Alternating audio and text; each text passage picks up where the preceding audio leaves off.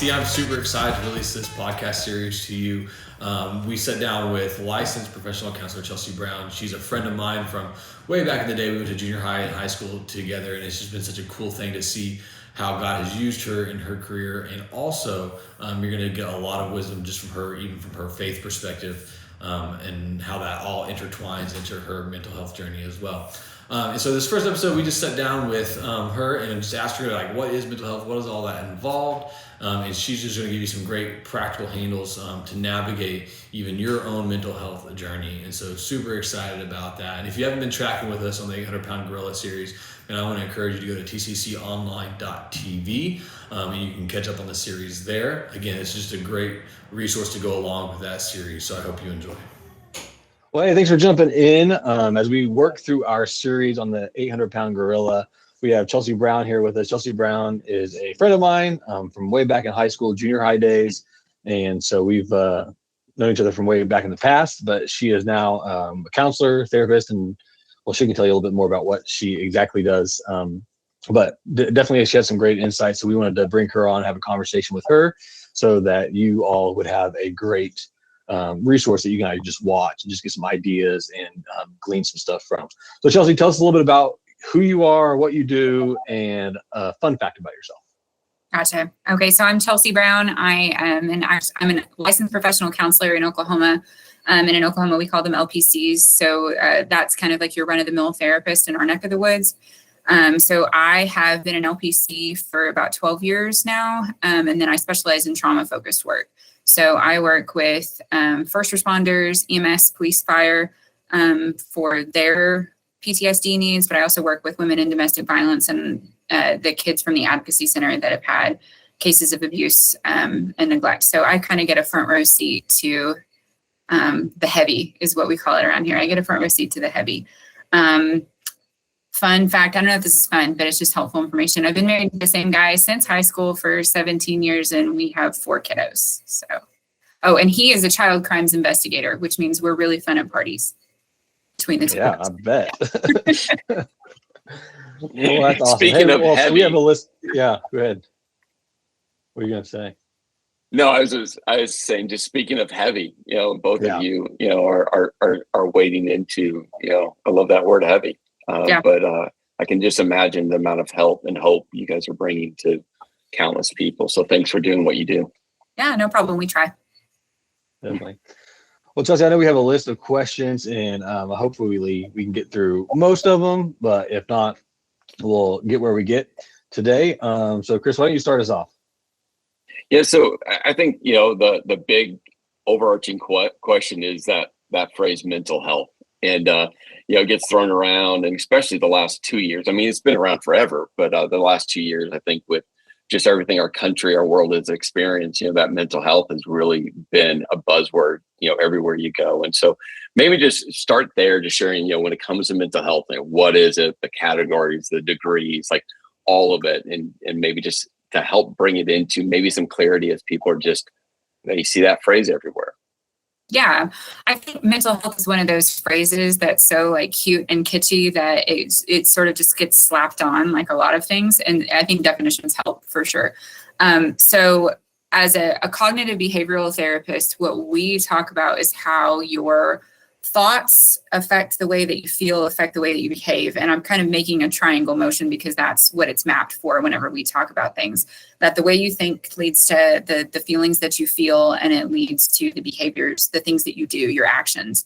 And so we talk about mental health in terms of like those things are congruent because they're accurate and they're helpful. So when your thoughts are accurate, then your feelings will be regulated and your behaviors will take you in the direction that you want to go. And that, by definition, is what somebody looks like when they're mentally and emotionally healthy. From a Christian perspective, it's your thoughts, your feelings, your behaviors are congruent with what God's word says.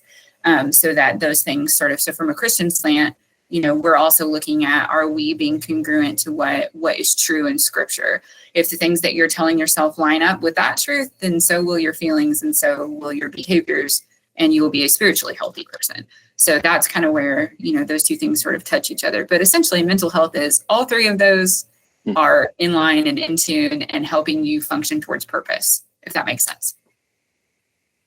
Yeah, and then so within that triangle, like there's degrees, that comes into play there, or intensities, or not sure the right word, but there's probably people all over that spectrum.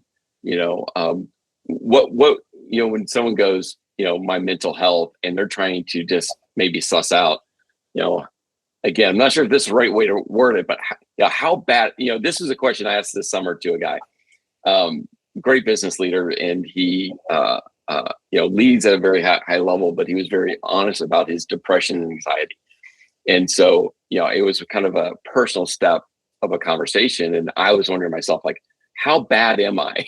Like, and it's really the degree question, right? And so like, how do you help people to navigate through the intensity, which I think maybe comes along with how much help do I need, how long of help should I get help now, what's that next step when it comes to that?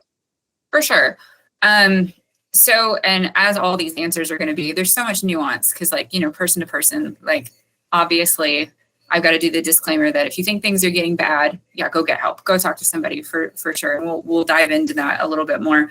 But you can kind of understand when you talk about thoughts, feelings, and behaviors, where different disorders would crop up at. So somebody who is constantly telling themselves worst case scenario thinking, which I think you hit on this a little bit in your sermon, they're going to have that anxiety. No, maybe nothing has even happened yet, but that is the origin story for anxiety, is the thoughts that I'm telling myself are these worst case scenario thinking patterns that are leading to this intense feeling of dread, which is leading me then to maybe avoid conversations that I need to have or interactions that might be fruitful for me, but I can't because these thoughts and feelings are keeping me from that behavior the way that I need to. Now, that can start out small. And sometimes if you have the right network of people around you, which is why like wise counsel and community and all of those things are so important, maybe that's all you need is somebody to be like, hey, that thought doesn't sound quite right to me. Like, and that's just enough that like, that's where that dies. Like, that's where it goes to die, is that community. And the anxiety's crushed, we move forward. I think more often though, especially in these days and times, you have a lot of people who over time, I think Craig Rochelle says in his book, those footpaths become roads, become highways. And over time, I don't even know that they might not possibly be accurate. I think they're gospel. I think they're truth. And what that leads to is such a significant deterioration in my ability to regulate my feelings, that my relationships are suffering, my work life is suffering. And at that point, that's usually when somebody's like, I think something's wrong.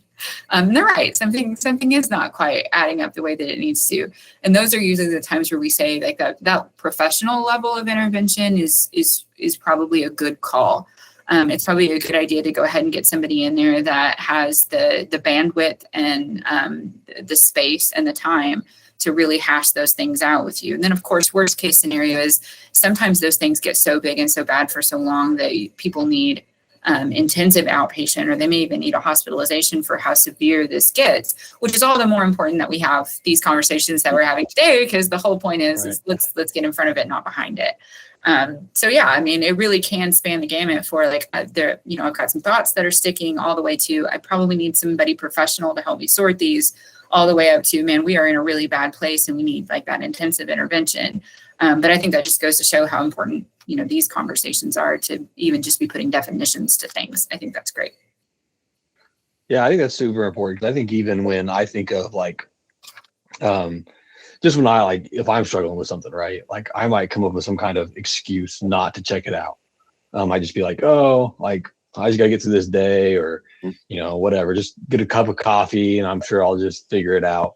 But yeah, and those things continue to mount, which, I think we all kind of create barriers not to deal with it, maybe because we think, there's a stigma behind mental health or whatever it is, or even a stigma behind seeing a counselor. It's like, what are some of those barriers that you see even when people are just like, yeah, I didn't really want to mess with this because of this, whatever that barrier might be? Oh man. So this was a great question. When I saw it, I was like, that we're asking the right questions. So that made me really happy. First of all, I think that, gosh, man, I feel like we've really gotten comfortable with a level of normal that's not necessarily healthy. And I think there are a lot of times where people are like, the end result may be big and scary, but they didn't realize that the 10 steps up to that got them there. It's like I blew up at the cashier at Walmart, but where did that come from? Like what happened there? And there was probably 10 thoughts that came before that, but every one of those seemed normal at the time. Like they seemed healthy, they seemed justifiable. And I think the problem with that is that when we get used to normal patterns of thinking, we are less prone, if we think it's normal, we're less prone to self-reflect. And I think self-awareness is kind of a skill that we have downplayed in our like American culture a little bit more than maybe we should have, because that's the root of wisdom, is to really sit back and go like, what is it that I'm telling myself? Is that God breathed? Is that scripture? Where did that come from? Is that something that somebody else has said to me from like way back in the day? Like to actually get the room to process those things would have stopped you from getting to that end result. But I think we normalize a lot of things, and we hear it in social media and we hear it from other people like, you don't owe them anything, like, and it's like, oh, that feels good. I like that. And it feels normal. And so then you do that in your next 10 interactions with people. So then it's just a hop, skip, and a jump to, I don't have to treat that cashier with respect because I don't owe them anything. Like I'm looking out for me. And it's like, well, that's not scripturally, there's no integrity in that to what we know. But I don't think people do that intentionally. I think it's just part of their normal. And I don't think they check that normal against healthy. And I think that's probably one of the biggest barriers that we see is people not checking, maybe that's a cute phrase for it, not checking their normal against what's healthy. The other one that's huge is just busyness. I just think it's so easy to ignore self-appraisal and self-processing when you have to be at a t-ball game, and then you have to get home and you got to make dinner, and then after dinner you got to get baths, and after baths you got to check homework, and you got to put the Monday folder in, and you got to do all these things, and then you lay at bed and your spouse is like, hey, what was that blow up about earlier? I don't even know, I'm exhausted. And you just get up, you rinse off, and you're like, rinse, repeat. Just do it all over again until at some point you crash because you don't have time to self-reflect the way that you really need to. Which is why therapy, I mean, somebody literally sets aside an hour or two every single week to be like, now let's reflect. And I always wonder, like, would I have a job if people got into the habit of just doing that on their own? Like, just every day take an hour for like meditation and prayer and self-reflection and who am I and what's going on in me? Like maybe I would, I don't know. Hey, if you lose your job over that, I feel like that's a win, right? I mean, that's the whole idea anyway, is to put myself out of a job. But I always wonder, like, man, if we did a better job of self-reflecting and then holding one another accountable, like, would we really even need this as much as it's present now? But we do. We totally need it right now. It's rough. Right, yeah. But that's the hope, is one day, there's not a need for my job, especially if we in church communities are setting in the stride on how to do that well. But those are the two main things that I normally see, is people thinking that continuing on is normal the way that they are, and their healthy doesn't match, or their normal doesn't match healthy. And then just being busy, ridiculously busy. Which you think about that, we've all come to a place where we're saying that's normal, right? Like when you say that word, it's like, yeah, and the church has allowed that to happen. I say the church is a broad brushstroke, but 2.5 years ago, when COVID, it wasn't COVID. Like we use COVID as the word, but it was really the complete lack of control. Yeah. Where, we all know that we're not really in control, but we like to believe we're in control. And we were talking before we started, about Enneagram, and, Chelsea, you and I are both 8s, and that's an issue there for us 8s. I think it's an issue for all people, but, it can become a bigger issue. And I just think there's so much control that all of a sudden people just lost.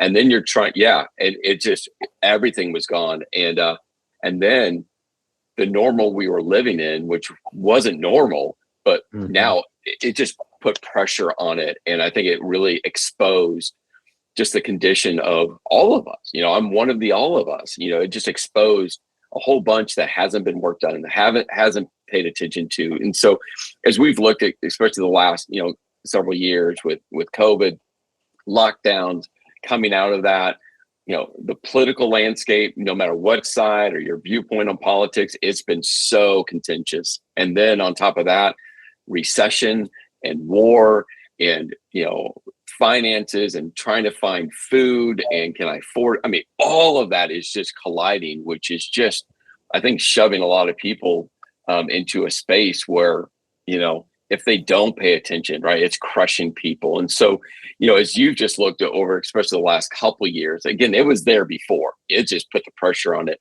What changes have you seen when it just comes to individuals and mental health? It's another really good question. Nothing kills growth like comfort. And so it's kind of one of those things that I think for a long time we were able to just sort of take the beauty of growth and hide it under comfortability. That because things are or appear to be, or we can even make them present as easy and calm and good. We got away with that for a long time. I say we got away with that. I would argue it was probably popping up in a lot of areas where we were losing ground and we didn't know. But then all of a sudden you put people home for a year.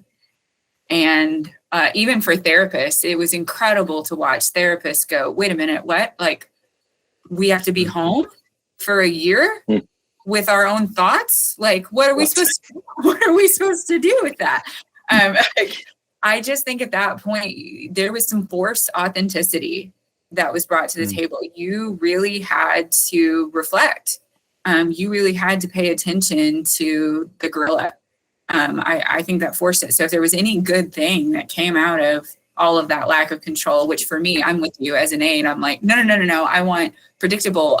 My kids need to be in school and I'm at work at 7:50. Like that is when I get to work. And all of that got ripped from you. It's like, we don't know when we go back to school. We don't know what a new work schedule looks like. Like we don't know if the income is going to stay the same.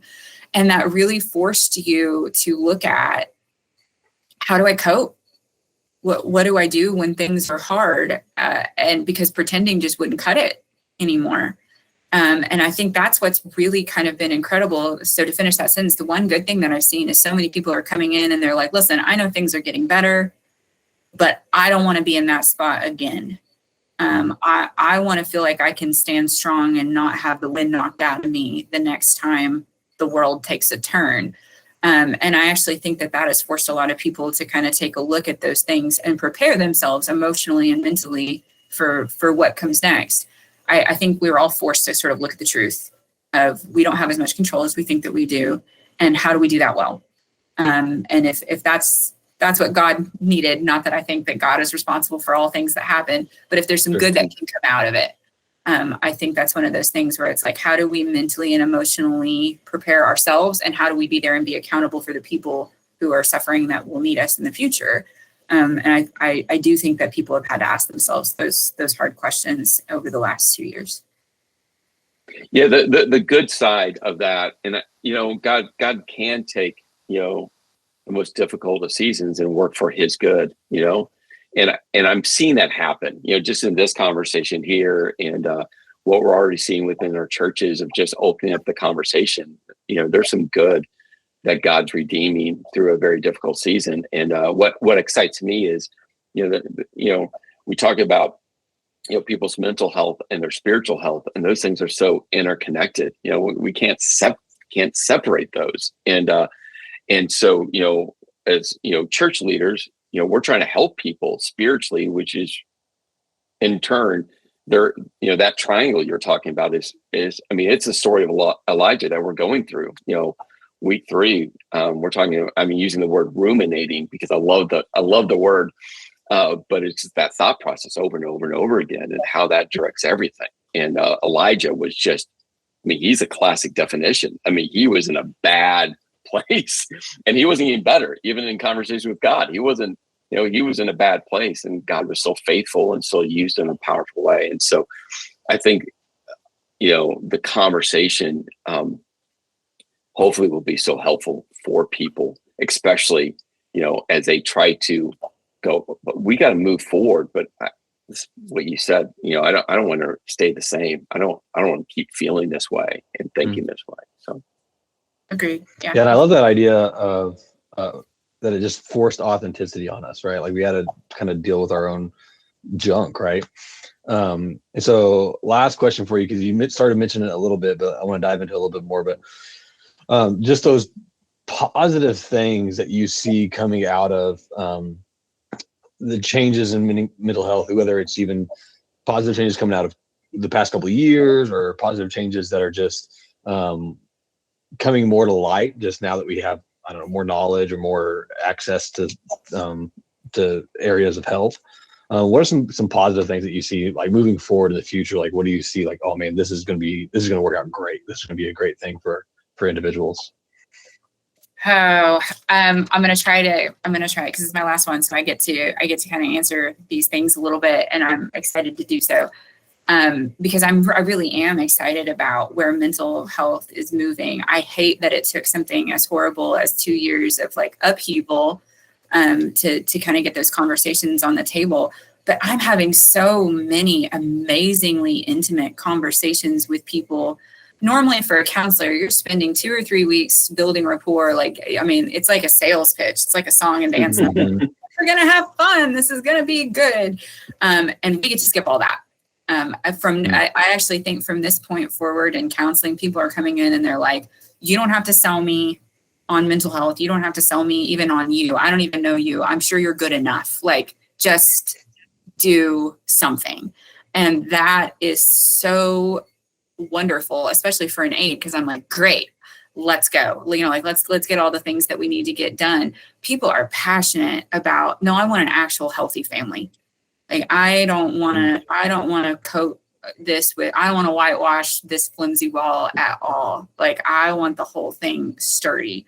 And it's like, that's such a good want. Absolutely. Let's do that. Or they're like, I want my thoughts to be healthy.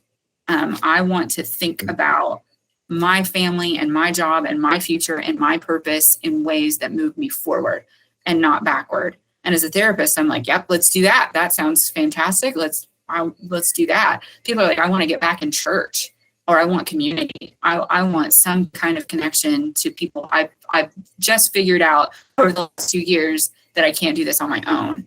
And it's like, wonderful.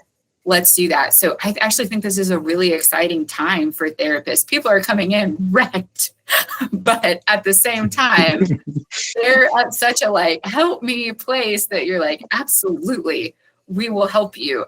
And so the teachability in sessions and how quickly we're able to get to a more hopeful, productive place, in my opinion, is like, man, we are primed, especially in church circles. The fields are really ripe right now to get hope messages out to people, whether you're a therapist that's just trying to shine a light in dark places, or whether or not as a congregation, you're wanting to move towards helping people to a more hopeful place.